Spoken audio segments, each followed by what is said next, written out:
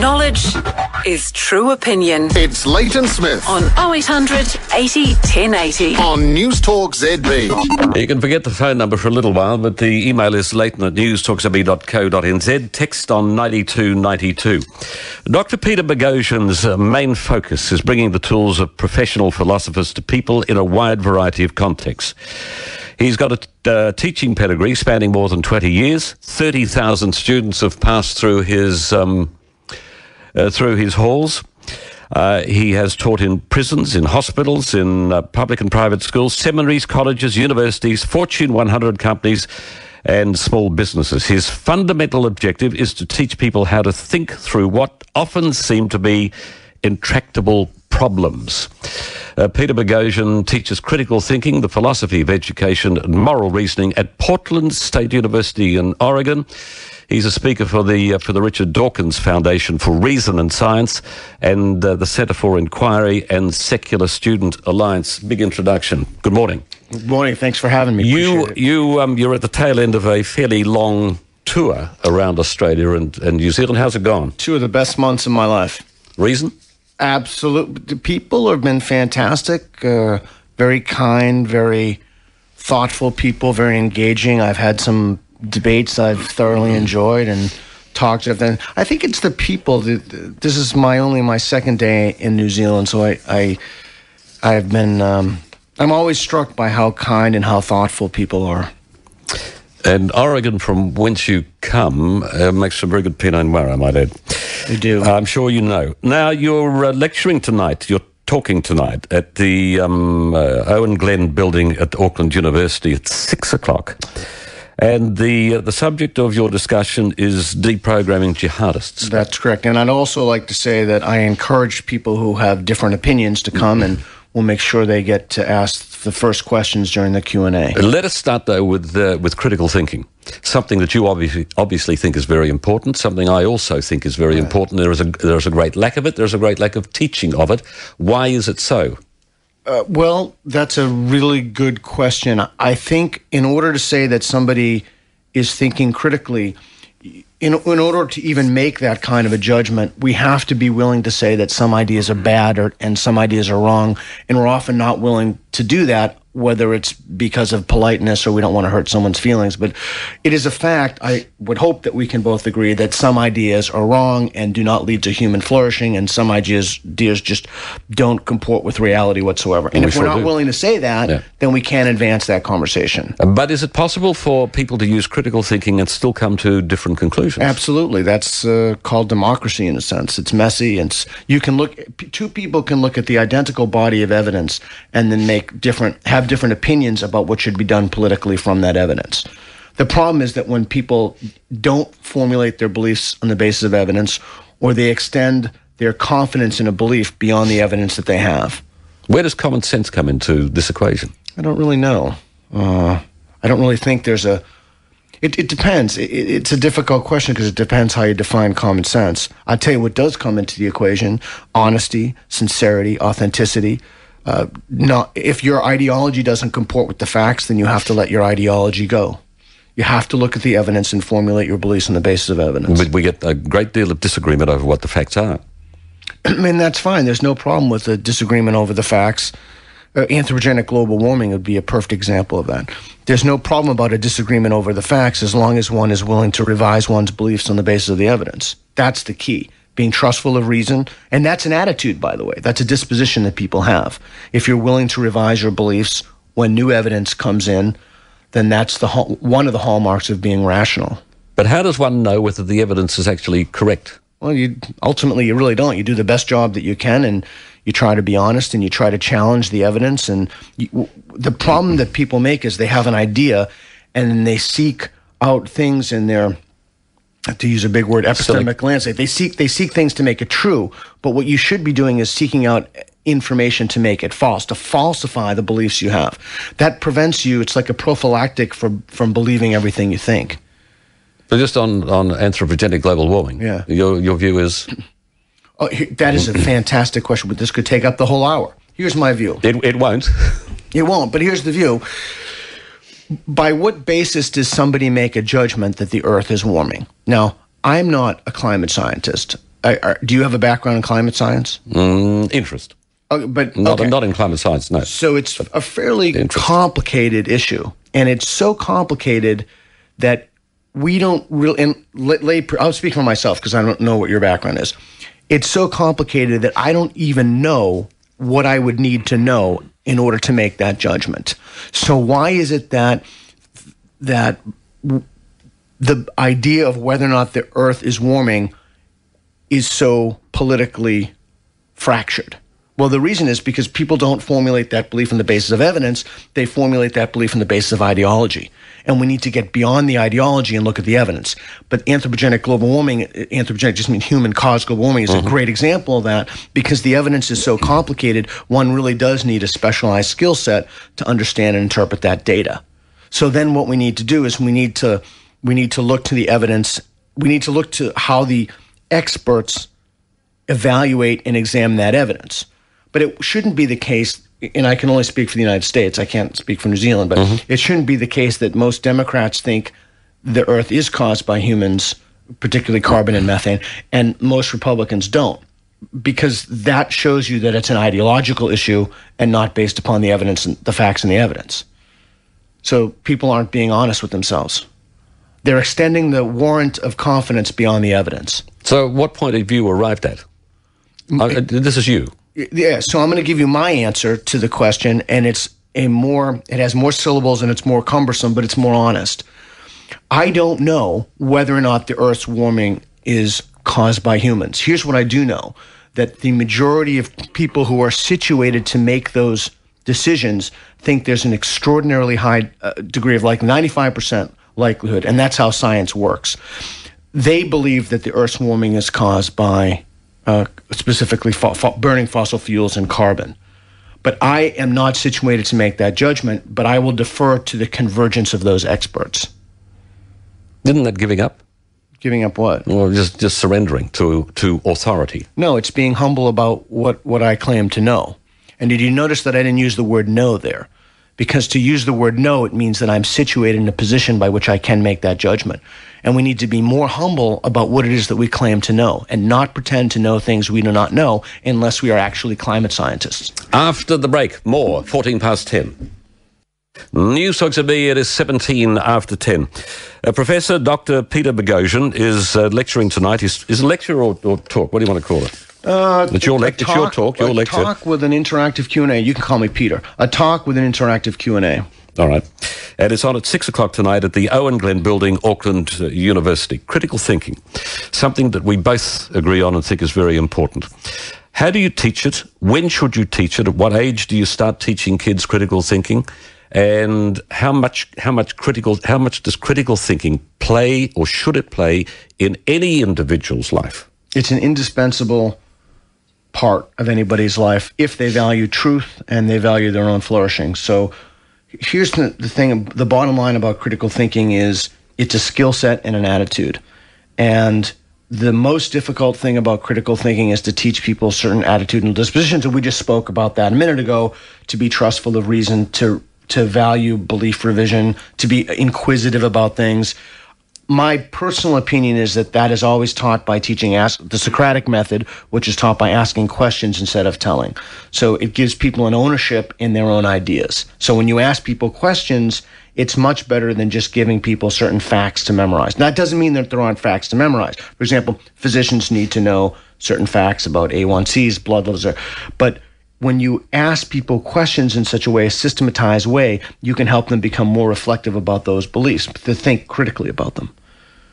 So how soon should you start teaching critical thinking? How soon possible. Should it be taught as a separate unit? Should it be involved in all teaching? Two questions. I think for younger folks, it should be across the curricula and embedded in the curricula. As people in colleges and universities, you need to systematize that in a certain way. For example, they need to know the rudiments of thought, like what are fallacies, mistakes in reasoning, how to identify those fallacies. But there is no right answer to that question, but my opinion is that it should be taught across the curricula. But by all teachers. Yeah, but the way to teach that really is through modeling. So off air, you said something to me about climate change. I don't want to get into that again, but that caused me to revise my belief and to rethink the answer that I gave.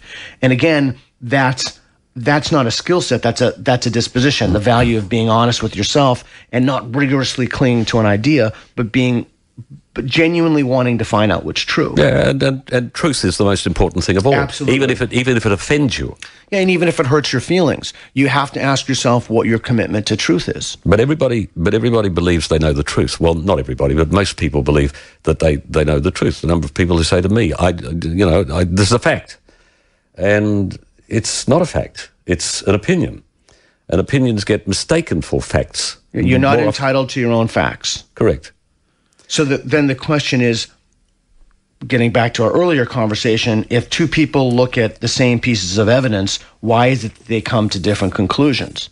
And you see this in the realm of God, you see this in the realm of faith, you see this in the political arena play itself out constantly. There are a lot of reasons to that. There are cultural reasons, there are psychological reasons, there are political reasons, but those disagreements are okay. And it doesn't mean that you have to fear offending someone or being offended by somebody. That's what rational discourse means. It means you can civilly talk about things and have a respectful disagreement. Offending somebody is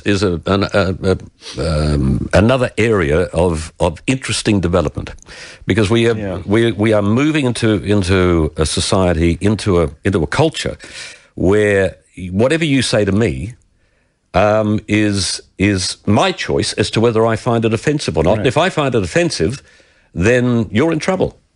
Yeah, and I think you see this play itself out in the universities. You do not have a right not to be offended. And the fact, and I am in complete agreement with many of my Christian friends on this. People, not only do you not have a right not to be offended, but we need open discourse and free discourse in our universities, and we're not having that now. I just read something about my own university wanting to impose certain speech codes. Political correctness has run amok in universities where professors are terrified to hurt other people's feelings, their students' feelings. They're afraid that they're going to say something and then they're going to be shut down. This is a terrible problem that's been institutionalized, and we need to be honest about it.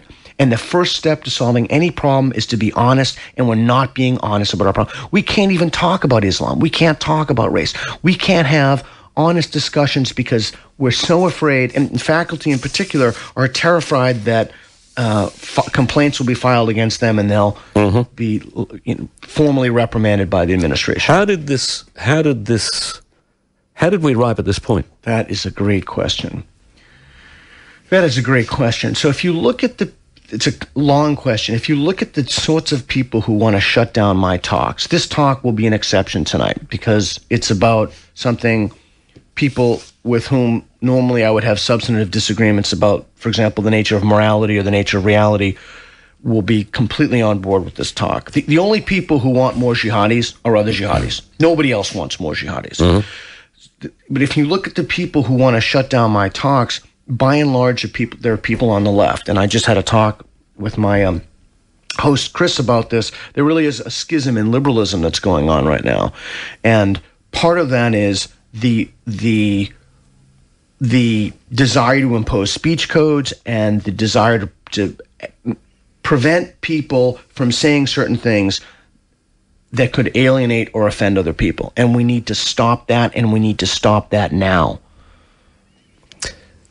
And I'll take the break in a second, but I'll conclude this segment with going back, and we don't want to keep revisiting it necessarily, but going back to the climate change thing. There is an effort at the moment worldwide to shut down discussion on it. There is no other opinion. It is that science is settled, and I'm sure that you would know that any intelligent scientist will tell you that skepticism is the first step on a ladder of being a proper scientist. Well, that's the thing. Sunlight is the best disinfectant. There are no ideas which should be immune to criticism. Every idea, whether it comports with our ideology or not, needs to be examined. More after the heads at 10:30 News Talk ZB. Peter Boghossian teaches critical thinking, the philosophy of education and moral reasoning in Portland State University in Oregon. Let me just touch on something from left field as far as I'm concerned. You wrote a book called A Manual for Creating Atheists. That's correct. And it's had plenty of praise from the likes of Richard Dawkins, for instance. Yeah. And you're a good friend of his? I don't know if I'm a good friend of. I wouldn't say I'm a good friend of his, but I have tremendous respect and admiration for what he's doing to promote reason and science. So you're an atheist, obviously. Can we define that term just so that it clarifies it for listeners? You define your. Yeah. So thank you. My definition of atheism, and I don't mean to force this on you or any of your listeners, I don't think there's sufficient evidence to warrant belief in a god or gods. But if I were given evidence, I would believe. And I'm telling you that with the utmost sincerity. Okay. And I believe you. But my counter question is there enough evidence, in your opinion, to believe in nothing? What do you mean believe in nothing? Well, what else are you going to believe in? You mean nothing by no gods? I mean, I don't know. I'm not equivocating on the word nothing. Okay, so we dismiss gods for the sake of the conversation, and what replaces it? Well, the question doesn't make sense to me. What do you mean? So where did we come from? How did it happen? Okay, how did we develop? And if we came from monkeys, why are there still monkeys? Hopefully we won't talk about the last one. But so a couple of things on that. First of all, just because you put a question word in front of a bunch of other words, it doesn't make it a legitimate question. So sometimes there's no why, there's just is. The universe could have always been here. We have significant differences of opinion from some of the world's top physicists on called cosmological questions, how we got here. But there's simply no evidence, and I mean no evidence, to warrant belief that in a supernatural creator, that is, that the universe was created by an entity that exists outside of time and space. You're onto one of my favorite areas, one of my favorite topics. Do you think that I've got a saying that's 50-50 for serious and 50-50 for obvious reasons. But if you try and think of eternity, or that the universe was always here, you could go nuts. Yeah, and Victor Stenger wrote a great book about that, God and the Multiverse. So we didn't evolve the evolution. This is your monkey idea. We didn't evolve the capacity to understand quantum physics, physics of the very, very small, cosmological physics of the very, very large. Our ancestors evolved what you mentioned, Richard Dawkins, what he talks about in his TED Talk, of what's called Middle Kingdom physics. So, a gazelle is running across the field. We got spear in gazelle, kill. It conferred an evolutionary advantage upon us. It confers no evolutionary advantage upon us to understand phenomena that occur in the quantum realm. And so these things are very weird to us. They're very bizarre to us, but still the phenomena exist. Now, if you bracket everything that I just said and go back to the God question, not only do I see no evidence for the existence of God, I don't even see that it gets us to a maybe. I don't even see that. In order to say that, well, maybe there's a God, you would have to have evidence to get to the maybe. Yeah, well, maybe there's werewolves too. I don't have enough evidence to get to the fact that there could be werewolves. So I'm not a werewolf agnostic, I'm a werewolf atheist. What's a werewolf?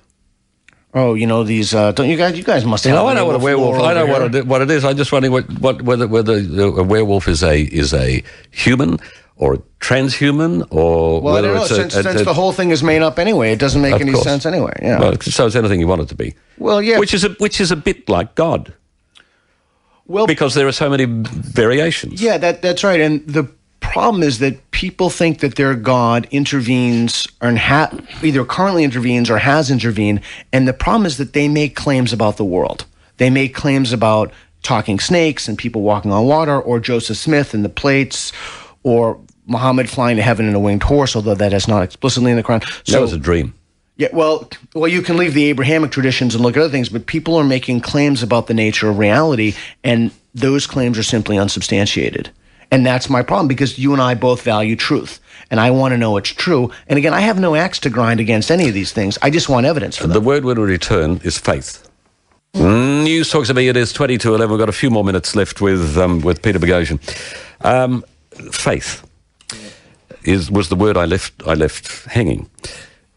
I'll put this to you, and then I'll sit back and enjoy whatever it is you say. This is my belief. If you choose to believe in a God and a creator and what have you, it requires faith. I believe that if you choose to believe in the alternative, in evolution, etc., well, in us coming from sludge, it requires a hell of a lot of faith. Either way, you need faith. And it's a play-off of faiths. Okay, so there are multiple issues there. One is and I don't know if this was intentional, but there's a conflation of evolution with cosmological physics. So that you need absolutely no faith whatsoever for evolution. Like the great book on that, if any of your listeners want to know, is Why Evolution is True by Jerry Coyne. It's the definitive book. It's absolutely the only book on evolution you ever need to read. So is it true that some people hold uncritical beliefs? Absolutely. Is it true that some people will accept the facts of evolution without actually knowing about the facts of evolution? Absolutely no question about it. Would it be better if those people had warranted confidence as opposed to unwarranted confidence in their beliefs? Absolutely, and that gets back to your earlier question of when we should start teaching people that. You don't need any faith whatsoever. The other thing is you can think about atheism as non-stamp collecting. You don't need any faith to not collect stamps. You just need to be honest and look at the evidence and humble about what it is that you claim to know. So I don't think that there's a parity between, well, you have faith in this, I have faith in this. One of the differences you hear all the time, I have faith my wife loves me. Well, actually, no, my wife is a real person. You're talking about somebody you see, you can touch, etc. So we're talking about, and I suppose at this point you have to define faith, but the confidence in a belief that is not substantiated by the evidence. And if we can agree upon that, and that's a very slippery word, I know, but then I think that we can contextualize that conversation. All right.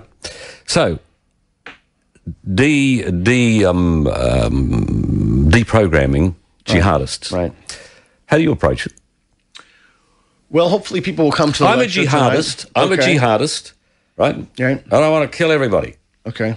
And I believe that I'm told to kill everybody. Okay. And I believe it's written, and I believe it's my instruction. Okay. And I've got a lot of faith that this is true. All right. Deprogramming. Well, many on the left don't want to hear this, but I'm going to say it anyway. Our first order of business is to acknowledge that you believe exactly what it is that you say you believe. That's our first order of business. Now, if we can't agree upon that, we can't move forward. There's no intervention. That's our order of business number one. Order of business number two is we have to peg a name to this.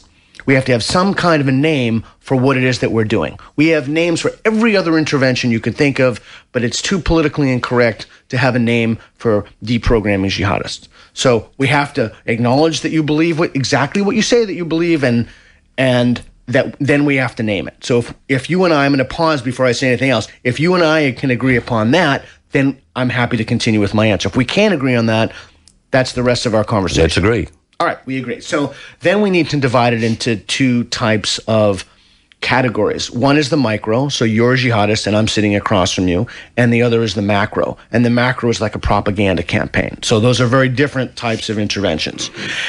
The primary goal is to instill doubt in what people believe. And that's my book, A Manual for Creating Atheists. I tell exactly how to instill doubt in people. I've done it in the prisons with diabetics. I've done it over and over again. So those interventions are designed in one-on-one interactions to instill doubt. Now, why do we want to instill doubt in people? Because here's the hypothesis. The greater the doubt, the less likely it is that one will act upon a belief. The greater the doubt, the less likely it is that one will act upon a belief. So then the question becomes, well, how do we instill doubt? Well, in one-on-one interactions, come to the talk, I'll give you I run through actual conversations I've had with prison inmates, one-on-one to instill doubt in their moral reasoning, their moral epistemology, how they come to moral truth. On a macro level, we need a different strategy. So if you look at and I have watched so many of these videos, I can't even tell you how many videos I've watched about jihadis and beheadings, and what's particularly interesting, if you have a chance, is to look at the conversion stories of people who have converted to radical Islam and then gone out and started killing people. And then look at the stories of people when they've come back. One of the things that over and over you see, the community, you see a type of romanticism, and how do we undermine romanticism? So that's the operative. How do we instill doubt that this is actually a romantic ideal? So I talk about that in my talk. So we have the micro, the one-on-one. You and I are sitting across from each other. How do I instill doubt in your beliefs? And then how do we have a wide-scale propaganda campaign? And I think we'll both agree that these people are masters of propaganda. I mean, they have taken the whole thing to a new level. Who is organising your time frame today? Your program? Chris. He says you're staying. Okay. Not going anywhere. But it may not be till after 11, but he knows that. You know, we've got stuff to do. It is 14 to 11, News Talk ZB. And remember where we're up to, because, you know, we don't want to repeat ourselves. Jihadis. Yeah, you're in charge of that. Peter Boghossian here for a few more minutes. And we left off with jihadis and deprogramming jihadis. I need water. How successful do you believe it can be? I don't know. Here's what I do know. I do know that the programs they have in place aren't extensively tested. So I know that I've taken what works from other areas, and it could or could not work with Islamic radicals. There may be something particular with these individuals that makes them recalcitrant or resistant to sowing doubt. So I don't know the answer to the question, but I do know we can turn the tools. By the way, for people who came in late, and there were some at the end of the last hour, Peter Boghossian is a professor at the University of Oregon. He is Portland State in Oregon, and he teaches critical thinking and the philosophy of education and moral reasoning. He's also an author. So to deprogram if you can, to deprogram a jihadi, how would you know you were successful? That is a great question. You'd know you're successful in a number of ways. Majid Nawaz is from England, and he's written about this extensively. He was a former radical himself. The first thing you would look for is if they desisted from their behaviors. So how do they act? That would be the key. Another thing that you could look for is how well do they integrate into their new communities? And the two golden metrics for that are jobs and housing. So there needs to be some infrastructure in place, particularly when they're returning from Iraq and Syria, or if they have gone to fight. And I know that in Australia right now, that's a very contentious issue, and I'm not going to be the American who comes in here and tells you what to do. You do need to think very seriously about when people come back, if you're going to revoke their visa or not, or their citizenship. And if you don't, then you need to have an infrastructure that enables them to successfully reintegrate into the community. Because if you don't, then you're talking serious problems. Yeah, well, you're talking serious problems in the US. You absolutely. And the latest Mohammed, who killed five service people, right, wasn't on the radar, according to some, although later information appears that he either might have been or should have been or whatever. But how many of them are there? Well, that's a good question. We know Scott Atran calls it the largest extraterritorial fighting force since World War II. When I did my research, it was about 21,000. Now that's gone up about 6,000 or 7,000, but those are only estimates. We really don't know. Have you ever had a discussion with one? No, I haven't, and that's my problem. I can't really Google it because then I'll go on some government watch list. And I can't really risk my safety given the extremes, but that's what I would love to do. And I've gotten my proposals to high levels in the U.S. government, so hopefully they'll accept it and they'll see if they'll let me try to de-radicalize. Not an extension of that particular subject, what you just said. How do you feel about the rapidly growing intrusion into private life by the U.S. government? That is a fantastic question. I can see why you're a popular interviewer. It's a complicated question. First, you would need, again, a theme that's come up today is you would need to look at the evidence. What evidence is there that the surveillance programs have been effective, and have they actually caught any terrorists? To my knowledge, the answer is no. It's a perennial question. How do you balance security with privacy? I don't know the answer to that question, but I think we've erred far too much on... Look, let me tell you. For example, everybody I know in the United States, it's a running joke. Oh, it's between you, me, and the NSA when you're on the phone. We all know our phone calls are being recorded. We all know that our texts are being looked at. And so consequently, we don't say things on the phone, and we don't text things that we would ordinarily text. And not only that, many people I know, when I have conversations with them, they don't even bring their phones with them because they think they're being listened to on their phones. Or they literally put it in a box and then have a conversation. So I think there's a kind of general paranoia. Is this because you're discussing things that might be of interest, or is it just paranoia? I think it's because we all know that and this is not just me speaking. I mean, this is one of the things that WikiLeaks found. We know that the government this is going to make me sound paranoid. It's not paranoid. It's extensively documented. We know that our communications are being monitored, and there is no privacy anymore. So consequently, we've adapted our behaviors in the same way I would imagine that a would-be terrorist would adopt their behaviors. So I would like to see evidence that increased surveillance has actually caught a single terrorist. Now, if it has, then we can have the conversation about whether or not it's a good thing. Do I go down this road further or not? Nah. There's some very interesting stuff happening. Let us go back then finally to... No, I'm not finished with jihadists. What is just in your opinion, what is the future, the short, medium-term future for behaviour and dealing with these issues and where they might go? I don't know.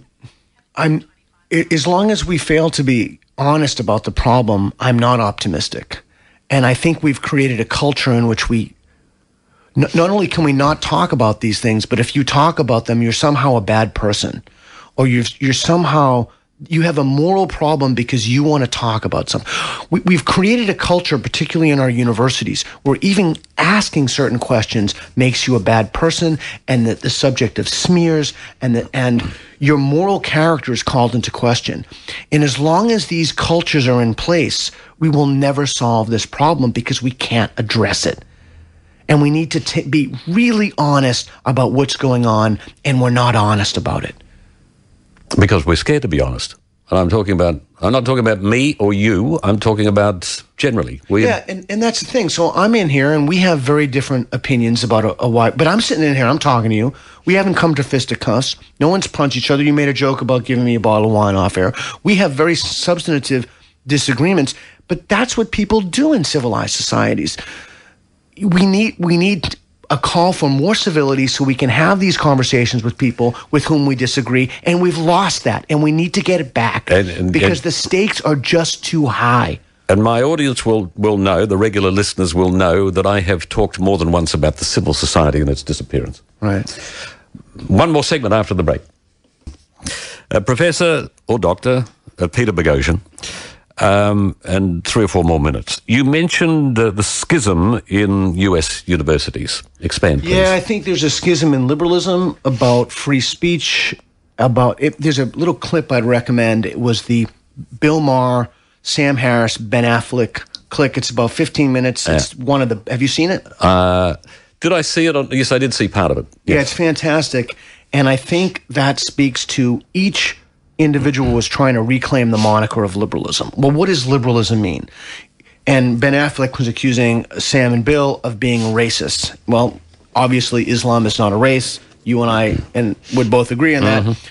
There are people who use Islam as a proxy because they actually are racists, but Islam is not a race. And when you make a criticism of the Quran, the same people have no problem whatsoever of criticizing the Bible, but when it comes to criticizing Islam, well, then you've crossed some kind of a line. So I think the schism is about how we move forward and who the real liberal is. And my own position is that if somebody is doing something atrocious, particularly putting women in cloth sacks and beating them, that it doesn't matter what the color of their skin is. It doesn't matter where in the world we live. If we really want to uphold the principles of liberalism and equality and gender egalitarianism, then we have to make that criticism independent of the color of the skin of the person who's beating the woman. And I think that, to say that you ought not to do that, is itself a form of racism. Yeah, I can go along with that. Yeah. But how has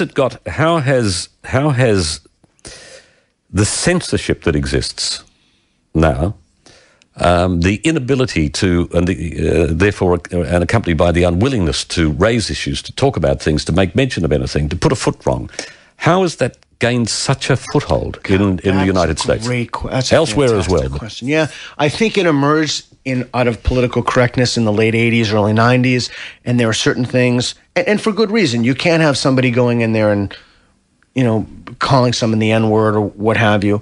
And that kind of took a life on its own, and that morphed. And here's the problem. The problem is that we've conflated a criticism of an idea with the criticism of a person. So we need to retain our ability to not only criticize ideas, but to be able to make discerning moral judgments about things. And what's happened is ideas do not require dignity. People require dignity. And so for many people, that line is perhaps too nuanced. They don't understand that. So here's what I would suggest. If it is an immutable property of a person, my age, I'll be 49 in a few days. If it's the skin color or an eye color or a height issue, knock it off. Those characteristics of people are immutable. They can't change them. But if it's an idea, once we lose our ability to criticize bad ideas, the floodgates are open for arbitrary, random, and ideas that are very hurtful to other people. Is dignity something that you can have taken off you? What do you mean taken off you? Well, dignity. What is dignity? Can it be? Can I remove your dignity? Can I insult your dignity? Can I deprive you of your dignity? That's an interesting question. My answer to that would be no. People require dignity, and if people can't follow the rules in a civilized society, then they ought to be punished accordingly. But they're given a trial, they're punished according to the rules of law, but an idea requires no dignity whatsoever. We need to be merciless when it comes to ideas, and we need to do our best to enable our institutions to call out nonsense. And right now in the U.S., what we have is disinvitations. So people are being disinvited from. Ayan, her CLE, was disinvited from Brandeis because the left didn't like. And a couple of comedians. Bill Maher, was from Berkeley on free speech. Mm-hmm. So we have the marauding leftists who think that they have an ability to. They've hijacked the narrative. They wanted to. And for example, you mentioned gay marriage off air.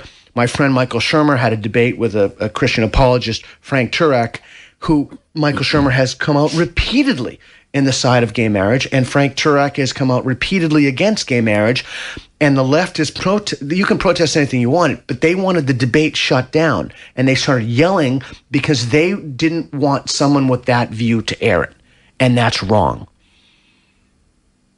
Out of all the candidates, who would be your preferred president at the next election? I don't know. I'd have to. I don't know, but I don't know the answer to that question. I'm not a Republican and I'm not a Democrat. I don't know. But I'm not obfuscating. I really don't know. But you will decide between now and then. Presumably. I certainly will, and I'll certainly exercise my right to vote. All right. Just one more point. I know what your answer is anyway. I know what your response will be. The gay marriage thing, right? And we've had a bit of a discussion about that off air. Here's the problem, and we've got 60 seconds. Okay. Here's the problem.